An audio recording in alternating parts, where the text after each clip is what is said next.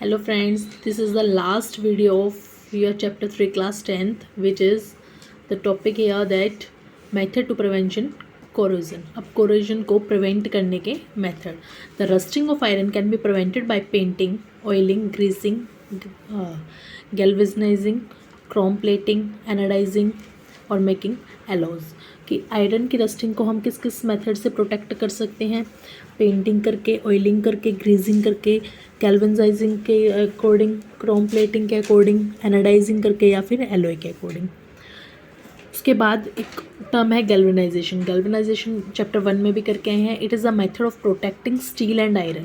कि स्टील और आयरन को प्रोटेक्ट करने के लिए किससे? रस्टिंग से. By coating them with a thin layer of zinc. उसके ऊपर क्या कर सकते हैं हम? कोटिंग कर सकते हैं. किसकी? जिंक की. जैसे आयरन है, इसके ऊपर कोटिंग कर दी गई जिंक की. इसको हम क्या कहेंगे? गैल्वेनाइजेशन.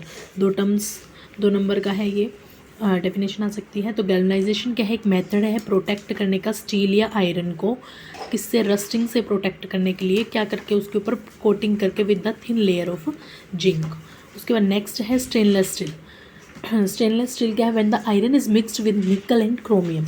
जब आयरन जो है वो मिक्स हो जाएगा निकल और क्रोमियम में, वी गेट स्टेनलेस स्टील. तो हमें कैसा क्या मिलेगा? Stainless steel. जैसे बटनों पे लिखा आता है स्टेनलेस स्टील, तो उसके अंदर क्या होता है? आयरन के साथ किसका मिक्सअप होता है? निकिल और क्रोमियम का.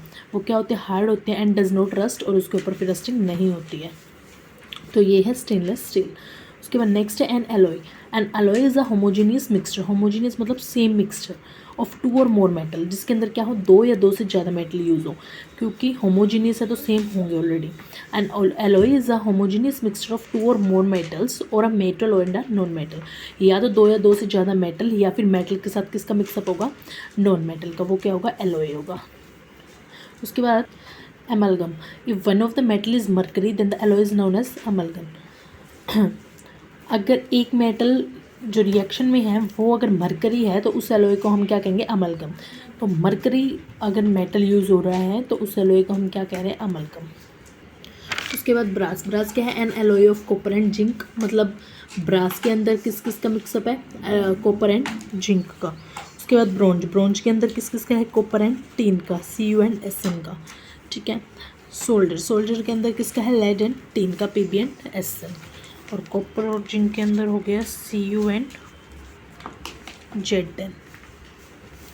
तो ब्रास जो होगा वो कॉपर और जिंक का होगा. ब्रोंज जो होगा वो कॉपर और टीन का होगा. सोल्डर जो है वो लेड एंड टीन का है. ठीक है. ये सारे डेफिनेशन के साथ साथ ही याद रखनी है. प्योर गोल्ड क्या है? Pure gold is known as 24 carat gold is very soft. Pure gold क्या है? जिसके अंदर 24 कैरेट गोल्ड हो. क्या होता है? सॉफ्ट. मतलब जिसके अंदर थोड़ा सा भी प्रेशर डालते ही वो क्या हो जाएगा? टूट जाएगा. तो प्योर गोल्ड की जो मेन फॉर्म है वो होती है 24 कैरेट. बट ज्वेलरी के अंदर हम 24 कैरेट यूज़ नहीं करते. It is therefore not stable for making jewellery. 24 carat है तो ये ज्वेलरी के लिए फुल स्टेबल नहीं रहता. जो ब्लैक स्मिथ है वो क्या करते हैं? 22 कैरेट का ही यूज़ करते हैं ज्वेलरी के अंदर. गोल्ड कभी भी प्योर गोल्ड यूज़ नहीं होता है ज्वेलरी के अंदर.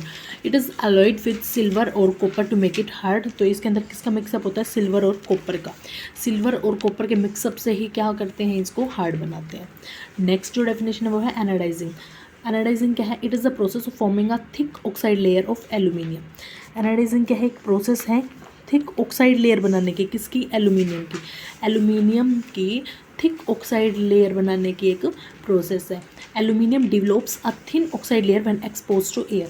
मतलब जब एल्यूमिनियम जो है वो एयर के कॉन्टैक्ट में आता है तो क्या डिवेलप होती है? Thin oxide layer.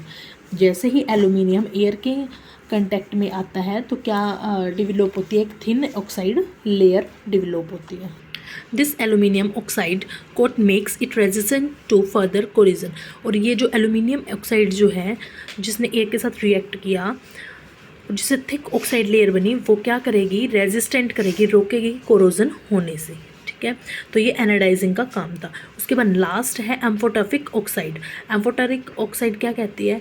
Such metal oxide which react with both acid and a base to produce salt and water are known as amphoteric oxide. मतलब वो मेटल ऑक्साइड जो कि रिएक्ट करते हैं, एसिड के साथ भी रिएक्ट करे और बेस के साथ भी.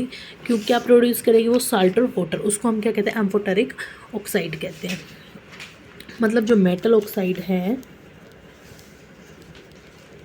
वो एसिड के साथ भी रिएक्ट करेगी और बेस के साथ भी रिएक्ट करेगी। तो एसिड के साथ भी रिएक्ट करे और बेस के साथ भी रिएक्ट करे, उसको हम क्या कहेंगे, एम्फोटर्किक ऑक्साइड। तो हमने सबसे पहले Al2O3 एल्यूमिनियम ऑक्साइड लिया, जिसको एसिड के साथ रिएक्ट किया, तो वहाँ पे साल्ट भी फॉर्म हो गया और वाटर भी, सेम एज इट इज़। फिर एल्यूमिनियम ऑक्साइड को किससे करवाया, बेस के साथ सोडियम हाइड्रोक्साइड के साथ करवाया, तो इसने क्या दिया, सोडियम एल्यूमिनेट NaAlO2 दिया और वाटर भी इसने फॉर्म किया। तो जो आज वाली वीडियो है ये सारे 2 मार्क्स के लिए हैं। आज ये चैप्टर 3 जो है वो कंप्लीट हो गया है, उसके बाद चैप्टर 4 स्टार्ट करते हैं। Till then take care and bye bye.